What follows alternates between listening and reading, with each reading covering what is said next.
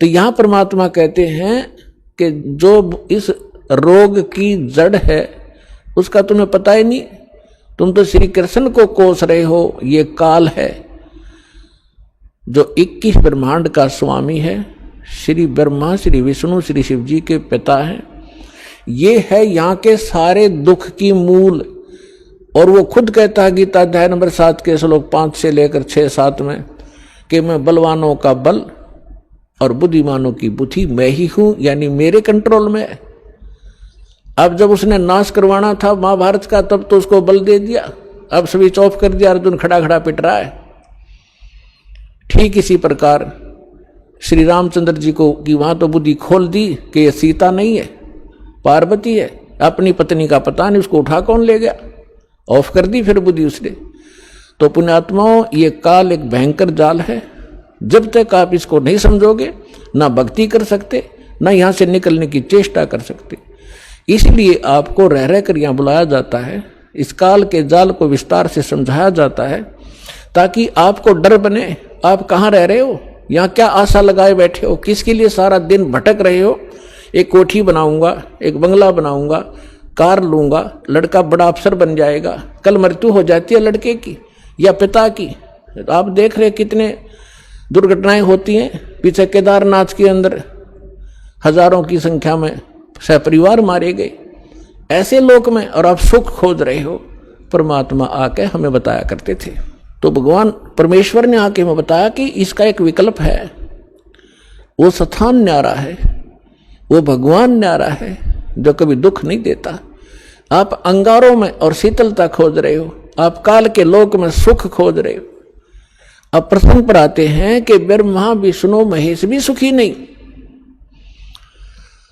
अब उधर से जब भगवान शंकर को पता लगा कि काल के हाथ में बुद्धि, उसने बुद्धि ऑन कर दी शंकर भगवान की, दिव्य दृष्टि से देखा और अपनी पत्नी से पूछा कि तू क्या पार्वती रूप बनाकर गई थी, ना सीता रूप बनाकर गई थी तू? तो उसने मना कर दिया कि नहीं, मैं नहीं गई भगवान, मैं नहीं गई। कि झूठ बोलती है तू झूठ बोलती है। इस बात से वो झिझक गई और चुप हो जाना ही उसका स्वीकृति मानी गई कि सचमुच इसने गलती की है। तो भगवान शंकर ने पार्वती जी से अपनी पत्नी के रूप में उससे व्यवहार करना बंद कर दिया, बातें करना भी बंद कर दी। एक तरफ मौन साध कर बैठा रहते थे, बहुत ही कम बोलने लगे और कहने लगा कि मैंने आपको एक वफादार माना था, आपके ऊपर मैं वो विश्वास करता था कि मेरी धर्मपत्नी कभी मेरे को डिसीव नहीं करेगी, धोखा नहीं दे सकती। और जब आप मुझे धोखा दे सकते हो तो फिर बाकी संसार से मुझे क्या लिंक रहा, क्या विश्वास रहा। और साफ कह दिया कि तू मेरी मां का रूप धारण कर चुकी है, मेरी पत्नी रूप में नहीं स्वीकार्य हो सकती। जैसे श्री ब्रह्मा जी सबसे बड़े, विष्णु जी सेकंड नंबर के, शंकर भगवान तीसरे नंबर के, तो बड़े भाई की पत्नी मां के तुल्य मानी जाती है। तो उसने कहा भगवान शंकर ने कि आपने मेरे बड़े भाई की पत्नी विष्णु की पत्नी का रूप बना लिया सीता, इसलिए आप आज के बाद मेरी पत्नी नहीं मां के तुल्य हो। अब वो समझ गई कि इन्होंने जो फैसला ले लिया अटल होता है। 10 दिन 20 दिन महीना 6 महीने वर्ष इंतजार की, लेकिन रिजल्ट नील रहा। भगवान शंकर ने उनसे कोई बात नहीं की, हमेशा क्षुब्ध रहते थे। लड़की को क्या होता है, जब ससुराल के अंदर दुख होता है तो अपने पीहर को जाने की सोचती है, उसका तीसरा विकल्प नहीं होता। तो पार्वती ने सोचा कुछ दिन अपने घर चली जाती हूं, इनका दिमाग ठीक हो जाएगा। ये सोचकर पार्वती अपने पिता दक्ष के घर पे आ गई।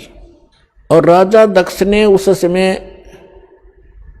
एक यज्ञ कर रखा था और एक नियम है ब्राह्मणों ने बना रखा था, ऋषियों ने, कि जब भी कोई यज्ञ करे तो अपनी सभी बेटियों को, संबंधियों को और उनके पतियों को, दामादों को आमंत्रित किया जाए और प्रतिदिन उनको आदर के साथ उनको प्रतिदिन दक्षिणा दी जाए जैसे ब्राह्मणों को देते हैं।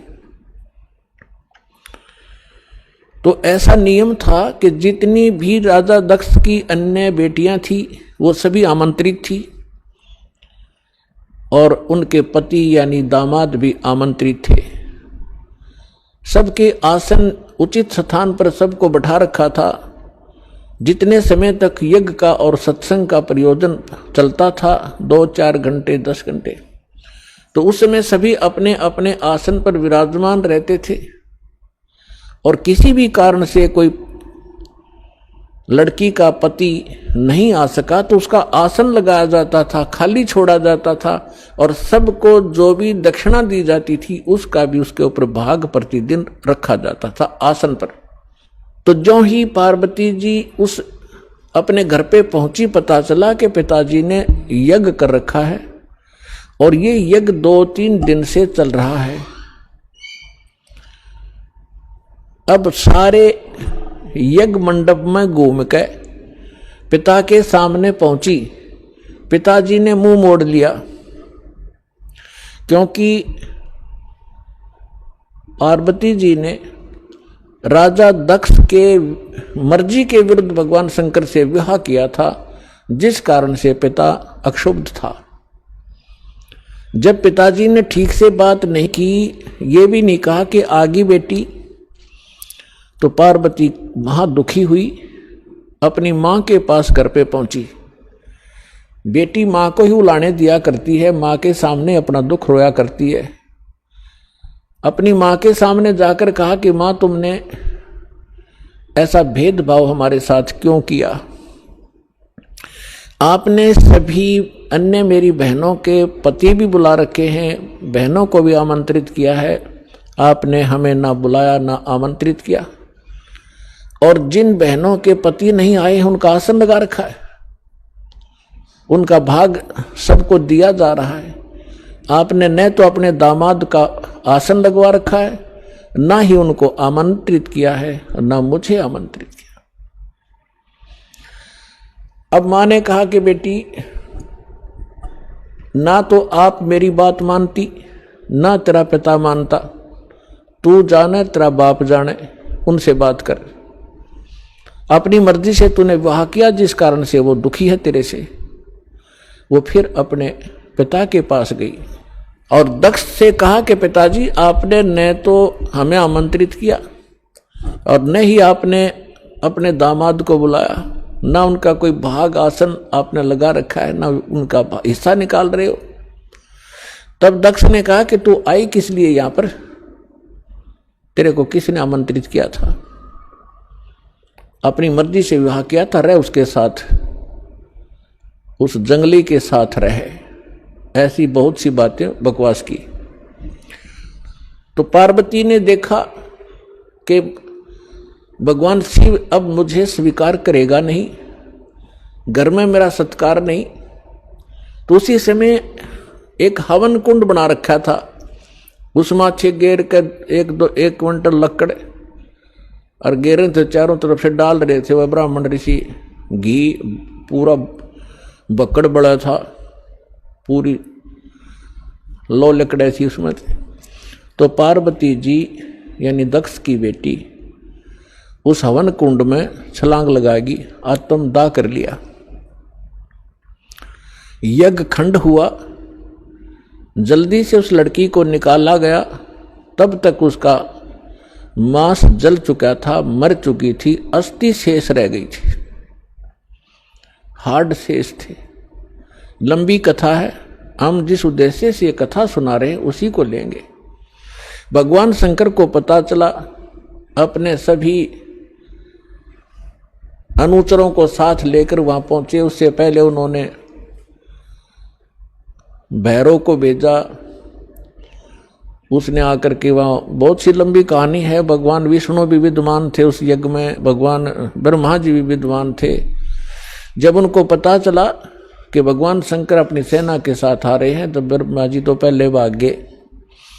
विष्णु जी भागने लगे, तब शंकर दक्ष ने कहा कि भगवान, मैंने आपकी ही सुरक्षा में ये यज्ञ किया था, आप भी मुझे आपत्ति में छोड़कर जा रहे हो। तो भगवान शंकर और भगवान विष्णु फिर रुक गए थे, उन्होंने लड़ाई की। लड़ाई में फिर वो काफी परास्त हुए, शतब्द हो गए, फिर भाग गए हुए वहां से छोड़कर। ये पुराण में वर्णन है, शिव पुराण में। कहने का भाव ये है कि भगवान शिव ने आकर के राजा दक्ष की गर्दन काट दी। अन्य के कहने से फिर उनको दोबारा जीवित किया गया, जैसे कोई बकरा लाकर उसके मुख पर लगा दिया। पुराण की कथा आपने खूब सुन रखी। हम इस विषय पर आएंगे अपनात्मा। जैसे यहां फिर एक शंका उत्पन्न हो जाएगी आपको कि भगवान शिव ने राजा दक्ष को जीवित कर दिया और बकरे की गर्दन लगा दी, तो भगवान शंकर में भी तो शक्ति है। पुण्यात्माओं, जैसे धर्मदास जी ने एक बार आदरणीय धर्मदास साहिब जी ने भगवान कबीर परमेश्वर जी से यही प्रश्न किया था कि हे परमात्मा, आप कह रहे हो कि राम और श्री कृष्ण ये समर्थ भगवान नहीं है, यानी विष्णु और शंकर और ब्रह्मा जी।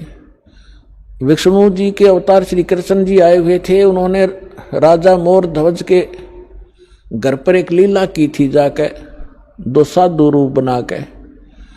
और राजा मोर ध्वज ने अपने पुत्र ताम्र ध्वज को आरे से चीर दिया था, भगवान श्री कृष्ण जी ने उसको जीवित कर दिया था। आप ये कह रहे हो कि सक्षम नहीं है, ये बात मेरे गले उतरती नहीं। तो परमात्मा ने उदाहरण दिया था कि पुत्र बात सुन, यहां तो मोर ध्वज के पुत्र ताम्र ध्वज को श्री कृष्ण जी ने जीवित कर दिया आरे से दो फाड़ कर होने के उपरांत, और उसका सगा भांजा सुभद्रा पुत्र अभिमन्यु महाभारत के युद्ध में मारा गया था। पांडवों का कुलनाश हो रहा था, हाहाकार मची थी। श्री कृष्ण रो रहा था, उसकी बहन रो रही थी, पांचों पांडव टक्कर मार रहे थे। उस समय अभिमन्यु को जीवित नहीं किया उसने। उस समय कहां गई थी उनकी वो सामर्थ्य? तब धर्मदास जी ने कहा था, भगवान इसका उत्तर भी आप ही दे सकते हो, हम तो बस इतने बच्चों जैसे प्रश्न है हमारे, बच्चों जैसी बुद्धि है हमारी। ये भी बात सही है आपकी कि वहां क्यों ना जीवित किया उसको। तो परमात्मा ने कहा कि ताम्र ध्वज लड़के की आयु शेष थी, और जिसकी आयु शेष है, ये डॉक्टर एक टांग काट कर दूसरी जगह लगा देते हैं, यहाँ की खाल उतारी वहां जोड़ देते हैं, ये तो एक वैज्ञानिक कर देते हैं इस काम को। और जिनकी आयु नहीं रहती है, डॉक्टर फेल हो जाते हैं। खुद डॉक्टर हार्ट का स्पेशलिस्ट डॉक्टर, और हार्ट की बीमारी से ग्रस्त, रात में गोली टेबलेट खा भी नहीं पाया, 1 मिनट में सांस पूरा हो गया।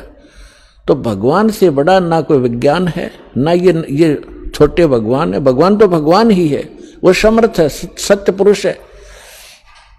तब परमात्मा ने बताया कि ताम्र ध्वज की आयु शेष थी, अभिमन्यु की आयु इतनी ही थी, और ये भगवान इतना ही काम कर सकते हैं। आयु शेष थी तो उसकी राजा दक्ष को दूसरे गर्दन जोड़ दी, चल भाई, लेकिन ये सक्षम नहीं है। अब आगे देखना क्या होता है कि भगवान शंकर ने पार्वती जी की अस्थियां उठा ली और 10,000 वर्ष तक उसको सीने से लगा के पार्वती पार्वती दक्ष माया दक्ष पुत्री करते करते पागलों की तरह भटकता रहा। अपने आत्माओं,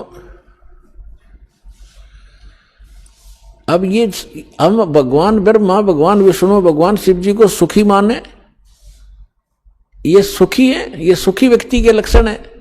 10,000 वर्ष तक पागलों की तरह खाना ना पीना ना, हाय पार्वती, हाय दक्ष माया, हाय दक्ष की पुत्री।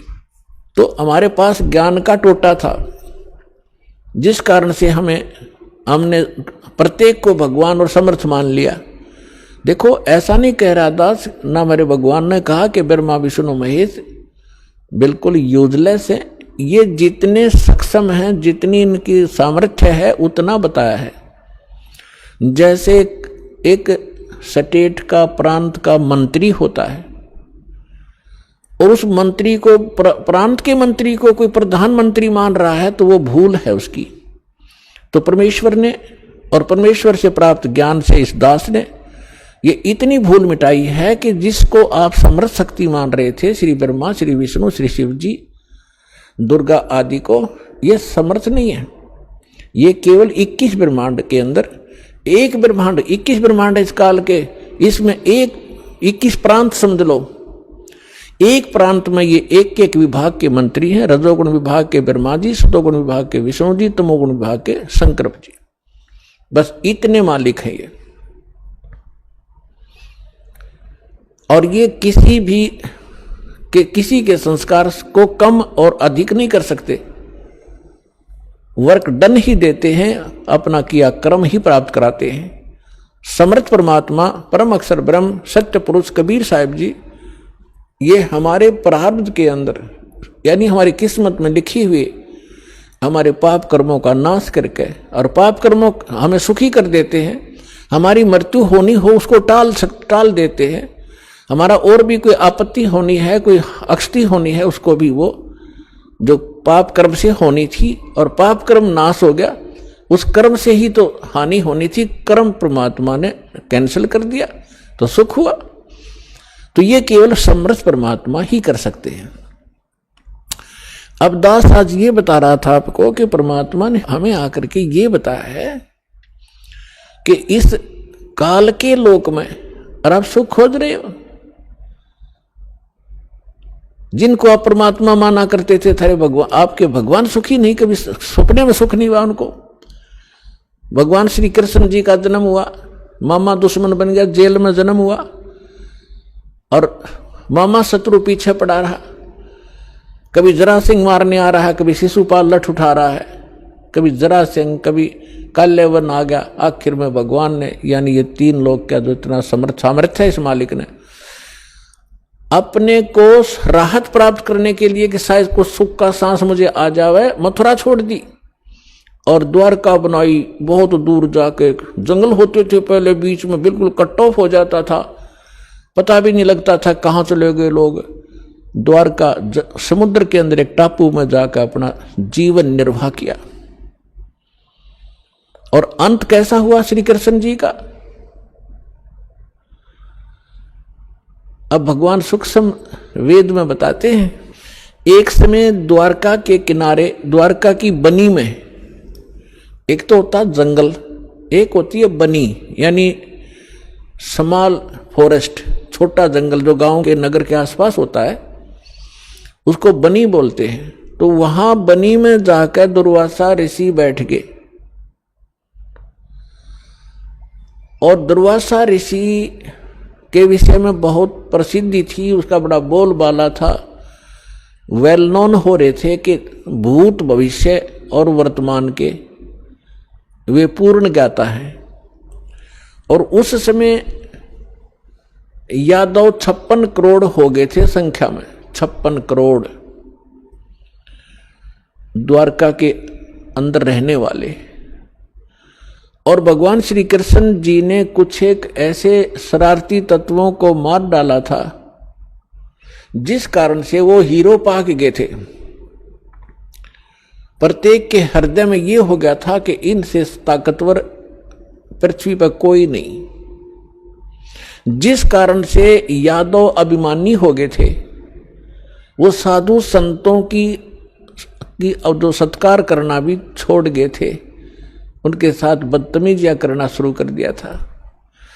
इसी बहम में उनका वो टाइम आ गया नाश होने का। अहंकार पुण्यात्माओं कोय कर लियो, अंत में उसको बहुत भारी चोट लगेगी। जीव ही रहना चाहिए, जीव को अपने औकात का पता लगा रहना चाहिए ताकि वो आधीन बनकर रहे। आधीनी के पास है पूर्ण ब्रह्म दयाल, मान बड़ाई मारियो बेअदबी सिरकाल। विभिक्षण का भाग बडेरा, दासा तन आया तिसनेरा, दासा तन आया विश्वे बीसा, अर्ता को लंक देई बख्शीसा। ये उदाहरण देकर समझा रहे हैं परमात्मा के अधीन व्यक्ति के साथ भगवान होता है और यहाँ के जो झूठे मूठे सुख हैं वो भी उस आधीन और भक्त को ही प्राप्त हुआ करते हैं। रावण ने कितनी भक्ति की, सिर भी काट कर चढ़ा दिए, लेकिन अभिमान नहीं गया। जिस लंका को वो रखना चाहता था उस लंका को से भी हाथ धोना पड़ा अंत में उस अहंकारी प्राणी ने, और एक आधीन बनकर भगवान की भक्ति करता था। परमात्मा आए हुए थे, मुनिंद्र नाम से आए थे त्रेता युग में, जब मंदोदरी और विभीषण परमात्मा के शिष्य हुए थे। और परमात्मा के ज्ञान से आधीनी आती है, आधीनी शिक्षा पर सभी भगत के गुण संपन्न होते हैं, और जिसके अंदर भगत के गुण है वह भगवान रहता है। जिस कारण से विभीषण को वो लंका भी प्राप्त करवाई दाता ने, और रावण उस लंका को रख नहीं सका। वो भक्ति भी करता था लेकिन अभिमान नहीं कहा। तो कहने का भाव ये है कि इस सत्संग से आपको हर एक पहलू पर रोशनी दी जाएगी, ताकि आप परमात्मा के इस तत्व ज्ञान की रोशनी से कहीं ठोकर ना खावें, कहीं गिर ना जावें, अपना काम ना बिगाड़ लें। ये फाउल पॉइंट आपको गिनवाए जा रहे हैं भक्ति के अंदर जो होते। तो यहाँ परमात्मा कहते हैं कि आदिनी के पास है वो पूर्ण ब्रह्म दयाल, मान बड़ाई मारियो हो बेअदबी सिर काल। विभीषण का भाग बडेरा, के बड़भागी था विभीषण, के दासा तन आया तिसनेड़ा, के उसके पास आधीनी आई। विभीषण का भाग बडेरा, दासा तन आया तिसनेड़ा, दासा तन आया विश्वे बीसा, जाको लंक दई बख्शीसा। ऐसा दासा तन है भाई, लंक बकसते वार न लाई। फिर परमात्मा कहते हैं कि उस नम्र आत्मा विभीषण भगवान की सत भक्ति करता था, तो यह झूठा सुख भी अगर तुम्हें चाहिए तो भी इस तरीके से मिलेगा। अधीन रहो, जब तक रहो आपको सुख का सांस रहेगा और फिर मोक्ष प्राप्त हो जाएगी। अब हम आते हैं उसी प्रसंग पे कि यादव सभी भगवान श्री कृष्ण जी की आड़ में अहंकारी हो गए, साधु संतों का सत्कार त्याग दिया, उनके साथ मजाक करने लगे। तुम क्या हो, तुम भटकते फिरते हो जंगल में, है अपना कोई धंधा करके क्यों नहीं खाते हो, इस तरह की भाषा बोलने लगे। उस समय दुर्वासा जी उस बनी में जाकर बैठ गए, द्वारका के बाहर थोड़ी सी दूरी पे। और द्वारका के अंदर इस बात की एक ऐसी रूमर चली, चर्चा का विषय बना के एक महापुरुष आए हैं दुर्वासा जी, बड़े पहुंचे हुए संत हैं और भूत भविष्य और वर्तमान की सब जानते हैं। श्री कृष्ण जी के पुत्र प्रद्युम्न और उसके साथियों ने मिलकर एक कुमत सोची, एक कुबद सूझी। उन्होंने एक फैसला लिया कि भाई ऐसे सुन रहे हैं कि ये दुर्वासा जी बड़े पहुंचे हुए महापुरुष हैं और भूत भविष्य की सारी जानते हैं, इसकी परीक्षा लेते हैं। उन्होंने क्या किया कि प्रद्युम्न को, श्री कृष्ण जी के पुत्र को, एक स्त्री का स्वांग करवा दिया, स्त्री के कपड़े बना दिए और एक गर्भवती स्त्री का स्वांग बना दिया। पेट के ऊपर एक कढ़ाया, जैसे छोंक छांक लाने की छोटी सी कढ़ाई हो घर में रसोई में, एक छोटी सी कढ़ाई पेट का बांध दी और ऊपर का उसका लोगड़ बांध दिया रुई सी, फिर कपड़ा बांध दिया और ऊपर के और ताले कपड़े पड़ा दिए और मुंह ढक लिया, घूंघट काट के चल पड़ी। 10-12 उसके साथ और जो शरारती स्कीम बना कर गए थे वो गए। दुर्वासा जी के पास जाकर उन्होंने कहा कि भगवान प्रणाम हो ऋषि जी को, हम आपके पास एक समस्या लेकर आए हैं। दुर्वासा जी ने पूछा, बोलो भाई क्या है तुम्हारी समस्या? कि ये व्यक्ति और ये इसकी पत्नी, इनके विवाह को 10-12 वर्ष हो गए थे ऋषि जी, अब भगवान ने दया बख्शी है या गर्भवती हुई है और ये उतावले हो रहे हैं। आपके बारे में सुना है कि आप भूत भविष्य और वर्तमान की सारी जानने वाले हो, तो ये आपसे ये पूछना चाहते हैं कि इसका लड़का होगा कि लड़की। अब दुर्वासा जी ने अपनी दूरबीन ला के देखा, देव दृष्टि, उसने वो समझ गया कि बकवास कर रहे हैं रामजादे। लाल आंख करके और ठाया चिमटा ने बोला यादव कुल का नाश होगा इससे, भाग जाओ रामजादो, तुम क्या कर रहे हो। और ये तो भाग लिए बालक, आगे थारा नाश होगा इससे। अब वो बच्चे भाग आए गांव में। बच्चा तक ये था, पोता लड़का हो रहा था निरुद्ध, उसका परिधुम बन गए। बाकी कुबत तक कभी भी ये जो बुरा कर्म होता है आदमी को किसी ना किसी एज में दुख जरूर देगा। तो नगर में जब आए उन्होंने सबको बताया कि ऐसे ऐसे हम गए थे। दुर्वासा जी तो सचमुच जान गए, वो तो सचमुच जानकार है। उन्होंने बता दिया कि ये गर्भवती नहीं है और तुम्हारा नाश होगा, जिससे तुमने गर्भ बना रखा है इसका, इससे तुम्हारा नाश होगा। तो गांव के जो मुखिया और बुद्धिमान से व्यक्ति बुजुर्ग थे, उनको चिंता बनी कि बच्चों ने तो बकवाद कर दी और उसने श्राप दे दिया, सारे मरेंगे तब। तो उनमें से कुछ कहने लगे कि हमारे सिर पर भगवान श्री कृष्ण बैठे हैं। वाह भाई वाह, यह भी कोई डर की बात है, चलो उसके सामने उनसे प्रार्थना करते हैं। अब श्री कृष्ण जी के पास गए। श्री कृष्ण जी से जाकर अपना चिंता का विषय बताया कि भगवान ऐसे ऐसे बच्चों ने मजाक कर दिया और दुर्वासा जी ने श्राप दे दिया, और दुर्वासा जी का श्राप तो बिजाइल कैसा है, ये तो वापस हो ही नहीं सकता। तब श्री कृष्ण जी से कहा कि आप ही हमारी रक्षा कर सकते हो, आप समर्थ हो, सर्वशक्तिमान हो, आप विष्णु अवतार हो, जैसे भी उनके गुणगान किए। श्री कृष्ण जी ने कहा कि अभी देखो बच्चों को वहीं भेजो और दुर्वासा जी से माफी मांगे, वो अक्षमा करेगा तो बात बनेगी। उन बच्चों को लेकर नगर के मुखिया व्यक्ति मौजिद से जो बुद्धिमान व्यक्ति बुजुर्ग से सारे एक साथ गए, हजारों की संख्या में। दुर्वासा जी के सामने उन बच्चों को कहा कि माफी मांगो। उन्होंने प्रणाम किया, माफी मांगना चाहा, अक्षमा याचना की, लेकिन दुर्वासा जी ने कहा कि जो मेरे मुख से वचन निकल गया वो वापस नहीं हो सकता। आप जाइए, अपने बच्चों को समझा के रखना चाहिए था, साधु संतों के साथ बकवास नहीं किया करते, आप जा सकते हैं। अब इसको वापस करना मेरे बस की बात नहीं है। फिर वापस आ गए, फिर श्री कृष्ण जी के पास के भगवान, उन्होंने तो मना कर दिया कि मैं अब कुछ नहीं कर सकता। अब श्री कृष्ण जी ने कहा कि देखो किस चीज से, अब पुण्यात्माओं इस कथा से आपको बहुत सा ज्ञान होगा, हर पहलू पर इस पर विचार दास आपको देगा। अब देखो हम किसी, ये जो श्राप दे दिया है 3 ताप के अंदर आता है। किसी को श्राप दे देना, किसी पर गाल देना, किसी का प्रेत आत्मा छोड़ देना, किसी का जंतर मंत्र कर देना, किसी के ऊपर काला जादू कर देना, ये 3 ताप के अंतर्गत आते हैं। और इन 3 तापों के दुख से पूरे यादवग्रस्त हो गए और श्री कृष्ण भगवान कल आवे।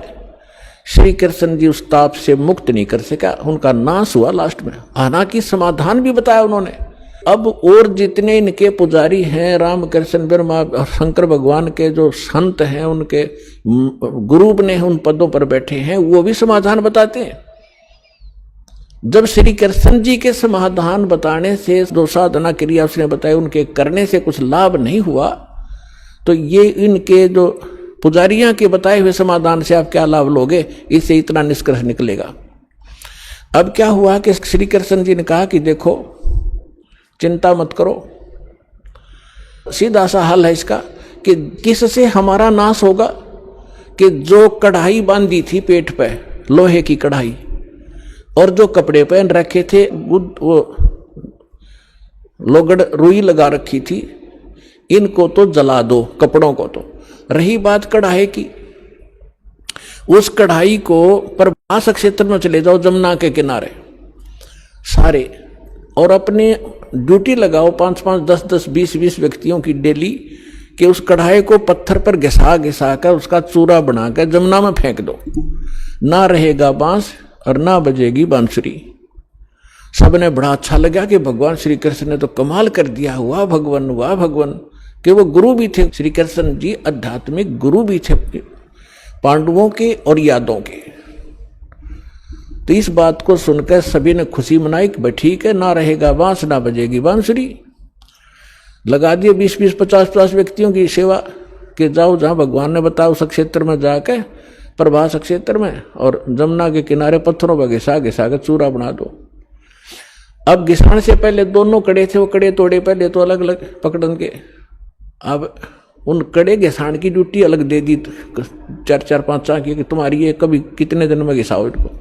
बाकी उन्होंने घिसा घिसू के वो कड़ा चूरा बना दिया। एक के पास 2-4 को कड़ा मिला था, जिसने लास्ट में थोड़ा सा रह गया था, वो गोल गोल नोका ने चमक गया।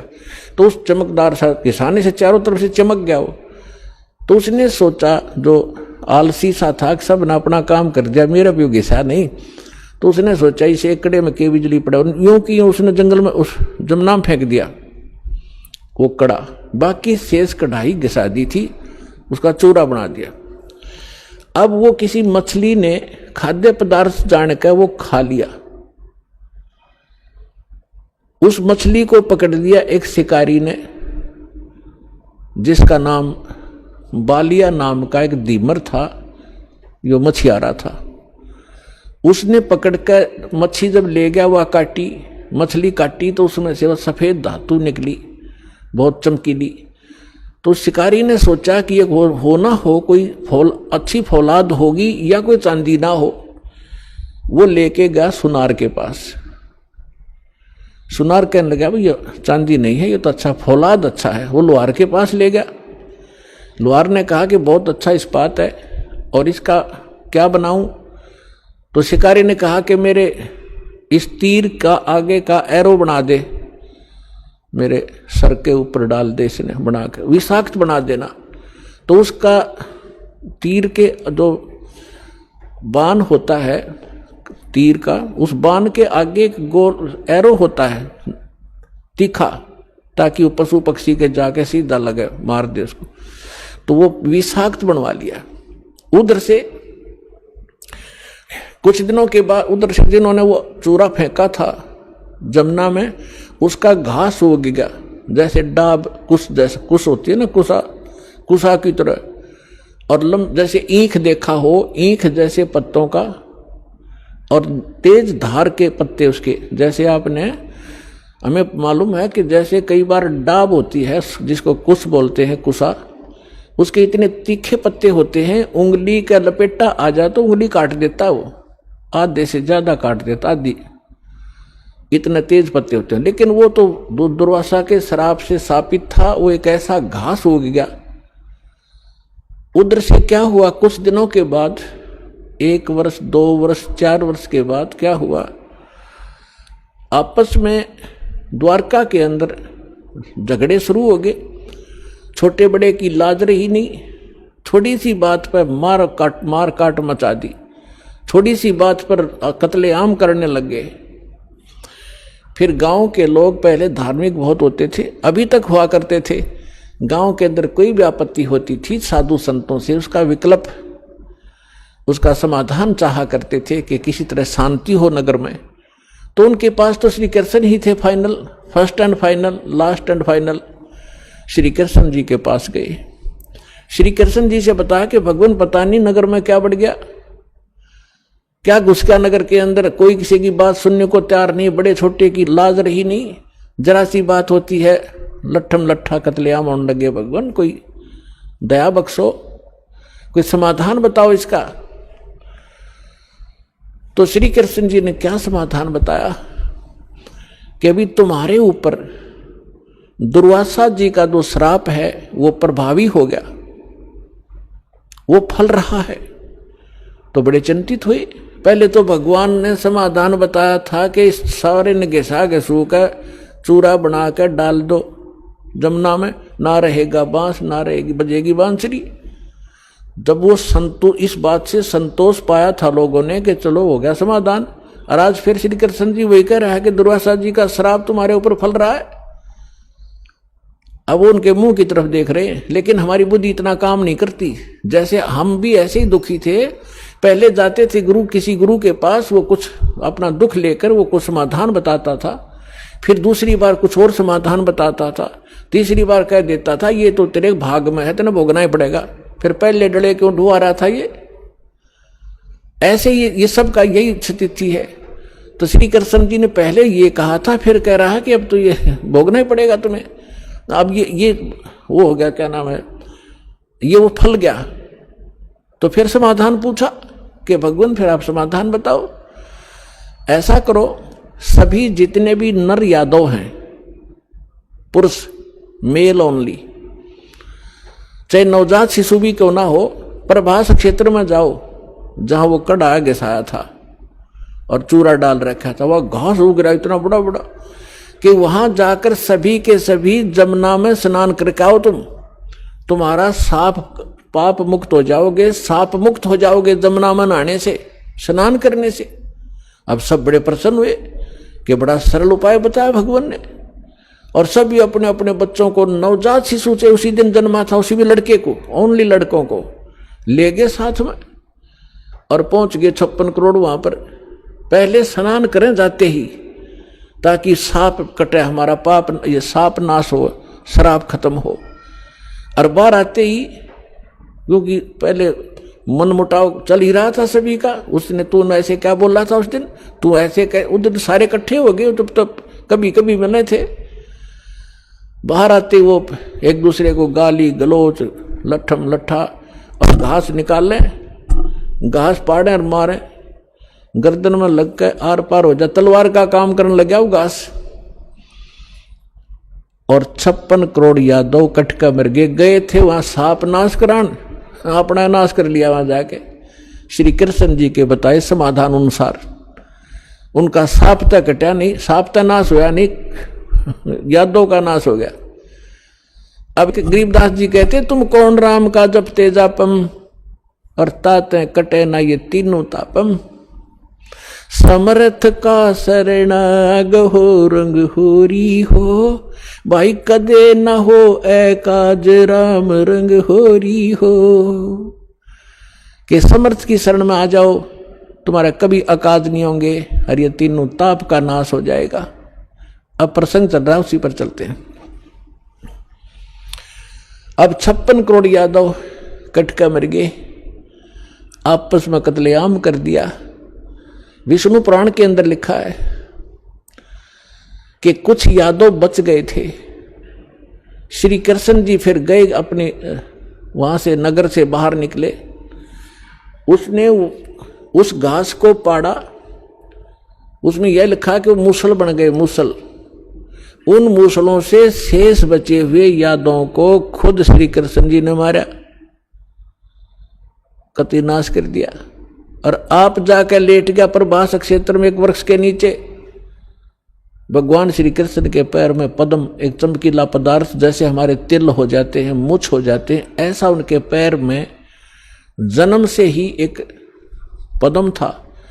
वो रात्रि में ऐसे चमकता था जैसे 50-100 वाट का बल्ब चस्या करे जगह, और दिन के अंदर भी उसकी चमक सी बनी रहती थी। तो श्री कृष्ण जी एक वृक्ष के नीचे, सारा जब उनका नाश हो लिया, रहे खे को खुद मार कर शेष बच्चों को, और बैठ लेट गया उस वृक्ष के नीचे, पैर पे पैर रख के, पैर घुटने पर दूसरा पैर रखा हुआ था, पद्म वाला पैर ऊपर था, वो चिमक रहा था। और वृक्ष की जो चारों तरफ जो टहनियां थी झुकी हुई थी, झुरमट सी बनी हुई थी। और वो शिकारी जिसने उस कढ़ाई के कड़े का अपना विषाक्त तीर बनवाया था, जहर से बुझा कर तीर बनवा रखा था, उसी तीर को लिए हुए उस दिन, और सुबह से लेकर दोपहर तक वो घूमता रहा जंगल में, कोई शिकार नहीं मिला उसको, शिकार करने गया था। उसने क्या देखा कि वृक्ष की झुरमटें इतनी नीचे तक लटक रही थी, जमीन को छू रही थी, उनकी अंदर से उसने भगवान श्री कृष्ण जी के पैर के पद्म की एक चमक देखी। उसने सोचा कोई मर्ग बैठा है, हिरण, और उसकी आंख चमक रही है। यदि मैं इधर से उधर से जाऊंगा तो ये भाग जाएगा, कोई हिरण मुझे मिला नहीं है, क्यों ना यहीं से इसको मार डालूं। झुरमठों में से निशाना साध कर मर्ग की हिरण की आंख जान के भगवान श्री कृष्ण के पैर पर तीर मार दिया विषाक्त। ज्यों ही तीर लगा श्री कृष्ण जी कराहने लगे, रे मर गया रे, मर गया रे, मर गया रे। शिकारी ने सोचा किसी मनुष्य के लग गया भाई, ये तो बात बिगड़गी। दौड़ के आगे देखा, क्या देखा कि द्वारकाधीश मुकुट समेत वहां तड़फ रहा है। उस मुकुट आदि से वो पहचान गया कि ये राजा है। तब उसने करबद्ध होकर कहा कि भगवान मुझे गलती होगी, अनजाने में लग गया मेरी, आप तो अंतर्यामी हैं, आप सारी जानते हो, मेरी इच्छा नहीं थी आपको मारने की, मेरी कोई दुश्मनी नहीं थी आपसे, और ऐसे ऐसे मेरे से गलती होगी, मैंने आपके इस चमक को हिरण की आंख जाना। तब श्री कृष्ण जी ने कहा, क्योंकि काल के हाथ में रिमोट, वह दिव्य दृष्टि दे दी कि भाई ये तेरा और मेरा कोई पिछला अकाउंट था, वो क्लियर हो गया। तेरा और मेरा पिछला हिसाब था, वो क्लियर हो गया, तेरा दोष नहीं। अब वो शिकारी कहने लगा, भगवान आपका और मेरा, आप राजा में रंक, आपका और मेरा क्या हिसाब हो सकता है। तब श्री कृष्ण ने कहा कि मैं श्री राम रूप में आया था राजा दशरथ के घर, और आप थे बाली सुग्रीव के भाई। उस समय मैंने आपको वृक्ष की आड़ लेकर धोखा देकर मारा था, और आपने जब कहा था कि आपने ये बदला देना पड़ेगा, आप युद्ध के नियम से फेल हो गए हो, तब मैंने कहा था कि तेरा बदला दूंगा। आज तेरा मेरा वो अकाउंट क्लियर हो लिया। अब यहां परमात्मा कहते हैं, बदला कहीं ना जात है इस तीन लोक के माही, सतगुरु मिले कबीर से फिर लेन देन कछु नाही। अब क्या बताते हैं कि तीन लोग के इन भगवानों ने भी अपना टिट फॉर टेट पूरा करना पड़ता है, और तुम इनसे अपने संस्कार कटवाने की के लिए भक्ति कर रहे हो कि हमारा पाप कटे, हमें दुख दूर और सुख दे। ये अपने दुख नहीं दूर कर सके, तुम्हारे कैसे कर देंगे, भगवान कहा करते थे कबीर जी। और समर्थ कबीर साहब की शरण में आने से फिर ये लेन देन समाप्त कर देंगे, आपका कुछ नहीं बचेगा। सब अपनी कलम के पास, समर्थ के पास पावर होती है कि मासा घटे ना तिल बधे, विध ना लिखे जो लेख, और सच्चा सतगुरु मेट कर ऊपर मार दे मेघ। अपने आत्मा सूक्ष्म वेद में बताया है, दुर्वासा को पे तहा समझन आई नीच, 56 करोड़ या 2 कटे वो मची रुद्र की कीचे। अभी ये भगवानों की तो दे दिया हिसाब किताब आपको, ये भगवान तो इसे थे आपके। आइए अब हम उन श्रद्धालुओं के अनुभव जानते हैं जो जगत गुरु तत्वदर्शी संत रामपाल जी महाराज जी से दीक्षा प्राप्त कर चुके हैं तथा उनके द्वारा बताए गए भक्ति मार्ग पर चल रहे हैं। नमस्कार सर। सर साहिब नमस्कार। सर क्या नाम है आपका? मेरा नाम कन्हैया सिंधे है। कन्हैया जी आप कहाँ से आए हैं? मैं मध्य प्रदेश के इंदौर जयश्री नगर से आया हूँ। संत रामपाल जी महाराज जी से नाम दीक्षा कब लिया आप सर? मैंने संत रामपाल जी महाराज से नाम दीक्षा 10/6/2014 को ली। संत रामपाल जी महाराज जी से नाम दीक्षा लेने से पहले आप क्या भक्ति साधना करते थे? मैं संत रामपाल जी महाराज जी से नाम लेने से पहले मैं खुद एक गुरु बन के बैठा हुआ था। कई प्रकार के देवी देवताओं की पूजा करता था जो मेरे शरीर के अंदर आते थे। मतलब देवी देवता के अंदर मतलब सबसे पहले शेषनाग जी आते थे, जिसमें 5 फन के, 9 फन के, 12 फन के, ऐसे मतलब कई प्रकार के नाग आते थे। फिर उसके बाद में देवियाँ आती थी, सभी देवियाँ आती थी छोटी से लेकर बड़ी तक की, जैसे कालका देवी, वैष्णो देवी और लक्ष्मी देवी। उसके अलावा जैसे लूली पांगली जो देवियाँ आती वो आती थी। महिषासुर आते थे, और भैरुओं में सभी भैरू आते थे, जैसे काल भैरू के अलावा 52 भैरू तक के जो भी है वो आते थे। जितने भी घाट हो, जितने देवी देवताओं के स्थान पर जाऊंगा उतने मेरे को पावर मिलेगा, और मैं भक्तों के ज़्यादा से ज़्यादा दुखों को दूर करूंगा। उस चक्कर में मतलब मैं हर तीर्थ गया हूँ। मैं वैष्णो देवी गया हूँ, अमरनाथ गया हूँ, नंगे पैर गया हूँ। मैं जूते चप्पल कभी पहनता ही नहीं था। मेरे को आग में जला मतलब चला तो मतलब कोई असर नहीं पड़ता था मेरे को। मैं ऊपर से गिर भी जाऊं तो मेरे को मतलब कोई असर नहीं पड़ता, क्योंकि जब मैं नाग रूप में और रहता था तो चाहे जमीन पे 4-5 किलोमीटर तक पेट के बल मतलब घिसटता हुआ जाता था, क्योंकि उससे मुझे शक्तियां मिलती थी, जिससे जो भी व्यक्ति मतलब इलाज के लिए आते थे, दिन दुखी जो भी आते थे, उनके इलाज करता था मैं। ये इलाज करते और उनका इलाज तो हो जाता था पूरा, और मैं खुद दुखी होता था। घर पे मतलब खाने को नहीं मिलता था मुझे, बहुत इतने परेशान थे कि मतलब खाने रोटी मतलब नसीब नहीं होती थी हमको। और पूजा पाठ करना वो तो हमेशा ही करते ही था, जो जिसकी इच्छा हुई वो फोन कर देता था कि आज मेरे को ये समस्या है, आप ये कर दो, तो मुझे उसमें लग जाना था। काम तो कर नहीं पाता था मैं, और उनकी समस्या करने में लगा रहता था मैं। उस चक्कर में मतलब मेरी आर्थिक स्थिति बहुत कमजोर थी, और मतलब जैसे मैं कोई भी मतलब जब सवारी आती मेरे को, तो मतलब नाक की सवारी है तो कोई फोटो खींचे है तो मतलब उसके नाक मेरे साथ साथ मतलब नाक की भी फोटो आते थे। और अधिकतर मतलब ये मेरा नियम था कि मतलब जिसको मेरे रूप में या नाग के रूप में या कृष्ण के रूप में दर्शन होते थे, मतलब उसके काम सिद्ध हो जाते थे, जो भी इलाज के लिए मेरे यहाँ पर आते थे। और मुझे जैसे कालका देवी की आई सवारी तो मतलब कपूर जलती हुई जोत लगती थी हाथ पे और मुंह के अंदर, वो भी पूरी आग जले तो ही मतलब वो कार्य सिद्ध होता था। उस रूप में मतलब मेरा विशाल रूप हो जाता था। जब मेरा ये सीना बढ़ जाता था, बाल वगैरह बढ़ जाते थे, इतना भयानक रूप हो जाता कि कोई मतलब देख नहीं पाते थे। यदि कोई मेरा बिना परमिशन के कोई फोटो खींचे तो कैमरा बंद हो जाता था। कई मतलब लोगों ने मतलब वीडियो शूटिंग भी करना चाहिए तो मतलब बिना अनुमति के तो कैमरे बंद हो गए, जब उसके लिए भी अनुमति लेना पड़ती थी। सिर्फ नाम बताते थे और उनका काम हो जाता था कि आप इस काम के लिए आए हो, तो मतलब यहीं पे मतलब बैठे बैठे कि आपके घर में ये समस्या है, तो वास्तव में वही निकलती थी। सिर्फ उनका नाम पूछता था मैं और उनका काम हो जाता था कि आप मतलब इस चीज से गुजर रहे हो, आप ये कर दो, तो हो जाती थी। परमात्मा की दया से पहले मैं मंत्र वगैरह नहीं जानता था कि कौन से मंत्र का इसमें ये करते थे, लेकिन जब मैं ध्यान पे बैठता था, परमात्मा जो मंत्र देते उनमें से ऊपर और नीचे का छोड़ के बाकी सभी मंत्रों का जाप करता था। तो जब मैं बैठता था तो जमीन से मतलब ये समझ लो 1-1.5 फीट मतलब ऊपर मतलब मेरा स्थान हो जाता था। मेरे जैसे जो जानकार व्यक्ति है, सिद्धि वाले हैं, उनको दिखता था।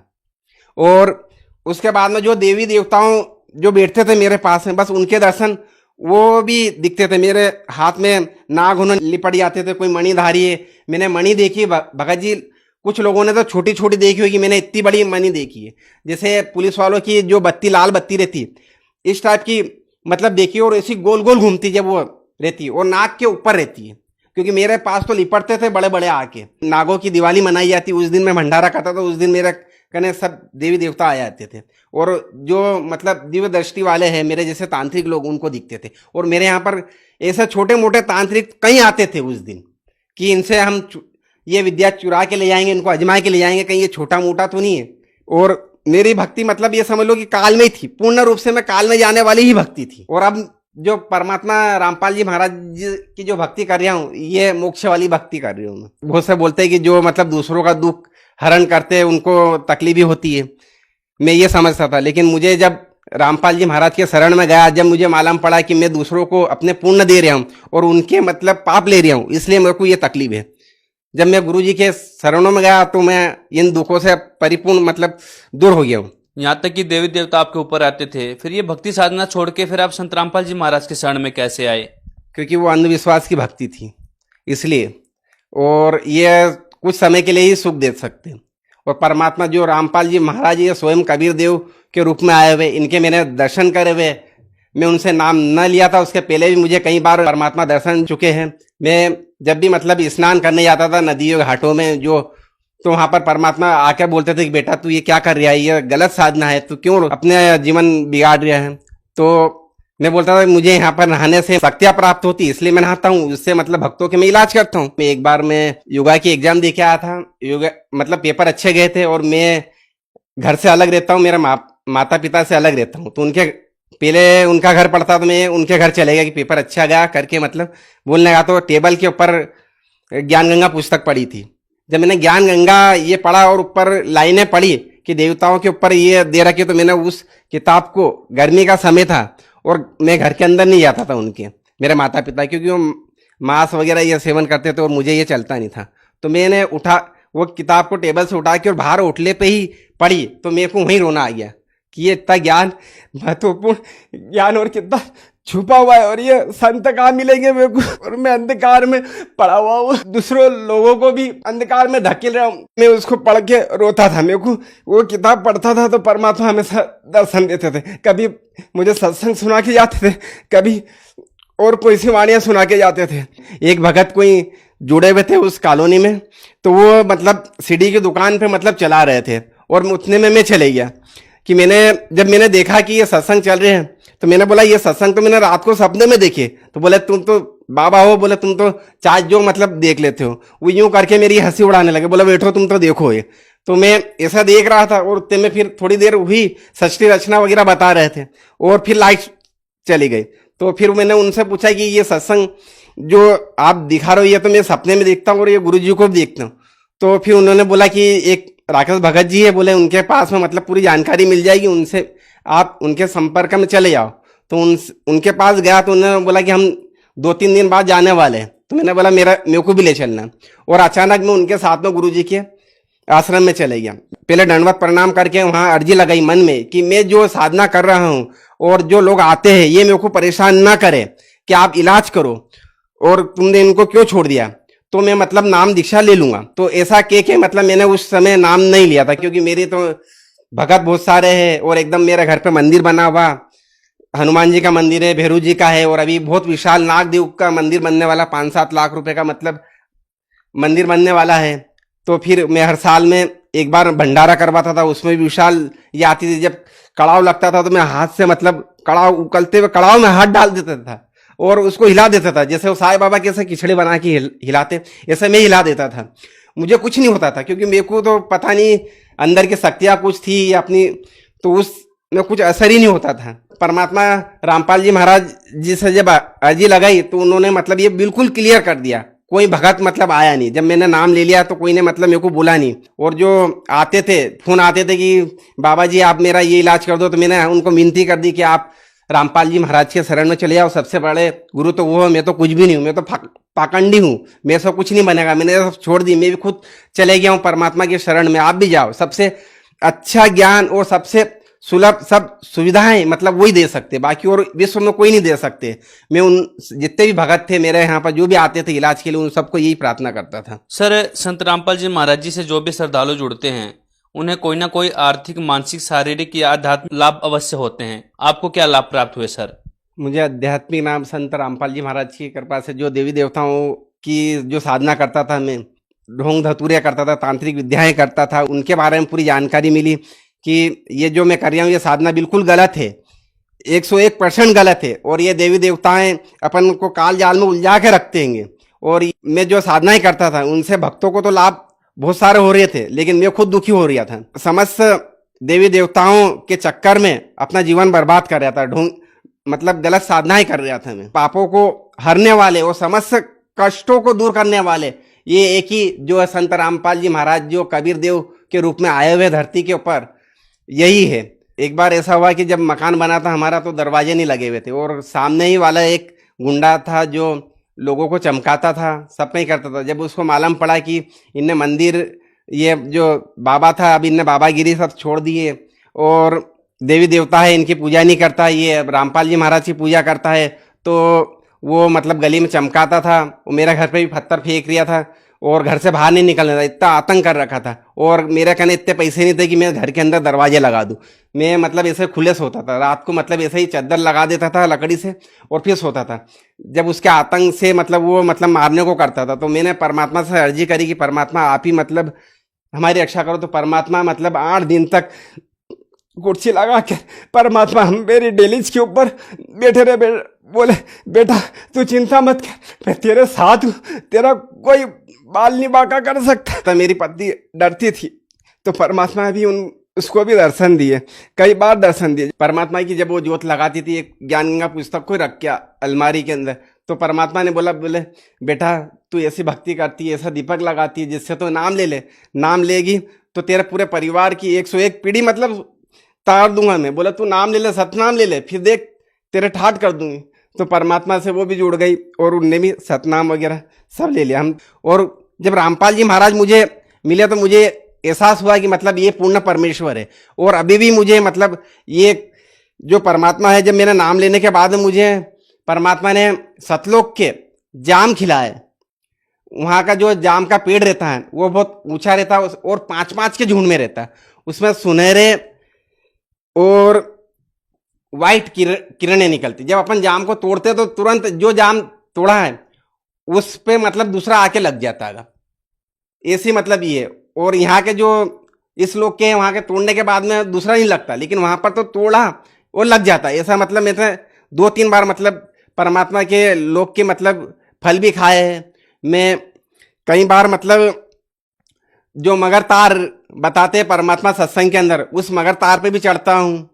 कई बार परमात्मा बोलते हैं कि मैं जहाजों से भर के ले जाऊंगा, तो एक समुद्र पे परमात्मा का जहाज आता है, उसमें कई जनता इकट्ठी हो जाती है और परमात्मा उसमें 2 लाइन लगवाते हैं और कहते उसमें मतलब उस जहाज में बिठाने के लिए छटनी होती। जो पूर्ण भगत है उनको मतलब अलग किया जाता है और जो थोड़े कच्चे रहते हैं उनको अलग किया जाता है। परमात्मा ने मुझे ये दर्शन भी दिखाया है। तो मैं तो मोक्ष के लिए आया हूँ और परमात्मा मुझे मोक्ष दिलाएंगे। क्योंकि मैं जो परमात्मा की जो भक्ति कर रहा हूँ वही सही है। सर, यहाँ पर आप बार बार परमात्मा शब्द संबोधित कर रहे हैं। सर, ये परमात्मा शब्द आप किनके लिए संबोधित कर रहे हैं? परमात्मा शब्द मेरे तो परमात्मा संत रामपाल जी महाराज जी हैं, जो गुरु जी हैं मेरे, पूर्ण गुरु पूर्ण परमेश्वर कबीर साहिब जी है, जो बार बार मैं परमात्मा बोल रहा हूँ जिनको, वो मेरे रामपाल जी भगवान है। यही है मेरे सब कुछ। मुझे जन्म देने वाले भी वही है और मुझे पालने वाले भी वही है। सर, जो श्रद्धालु आपको देख रहे हैं, आप उन्हें क्या संदेश देना चाहेंगे? जिसपे भी मतलब ये परमात्मा रामपाल जी महाराज के जो सत्संग आते हैं, ऐसा बहुत सारे चैनलों पे आते, जो भी देख रहे हैं और जो भी सुन रहे हैं, उनसे मेरी तरफ से हाथ जोड़ के निवेदन है कि ये गलत साधनाओं में ना पड़े और ये जादू टोने वालों के चक्कर में ना पड़े। और मैं जो अभी तक गलत साधनाओं में पड़ा हुआ था और जो मेरे जैसे लोग गलत साधना में अभी भी जादू टोना वालों के पास में जा रहे हैं, अपना जीवन नष्ट कर रहे हैं, तो वो व्यर्थ के मतलब जा रहे हैं। वहाँ पर नहीं जाना चाहिए, उसमें कोई लाभ नहीं है। यदि ये साधना को छोड़ के और रामपाल जी महाराज के पास में जाएंगे तो ये मोक्ष का रास्ता है। रामपाल जी महाराज मोक्ष वाली भक्ति बता रहे हैं। मेरा नाम तो कन्हैया सिंधे है। मकान नंबर 459 जयसी नगर BSF के पास में रहता हूँ मैं। और 9009358998 और ये नंबर पे आप संपर्क कर सकते हैं। उसके साथ में अगर मेरा घर का पता मैंने बता ही दिया है, उस पर भी आप पूछ सकते हो। आसपास वालों से भी पूछ सकते हो कि कन्हैया सिंधे जो आज दास बन गया है परमात्मा का, वो पहले क्या था। मेरा पूरी हिस्ट्री मतलब गली वालों से पूछ सकते हैं और भी बहुत से मतलब रिश्तेदार हैं, उनसे ही पूछ सकते हो। संत रामपाल जी महाराज के चरणों में आए और उनके ज्ञान को समझे और नाम दीक्षा लेकर कल्याण करवाए और मोक्ष का रास्ता ले। धन्यवाद सर। सत साहिब।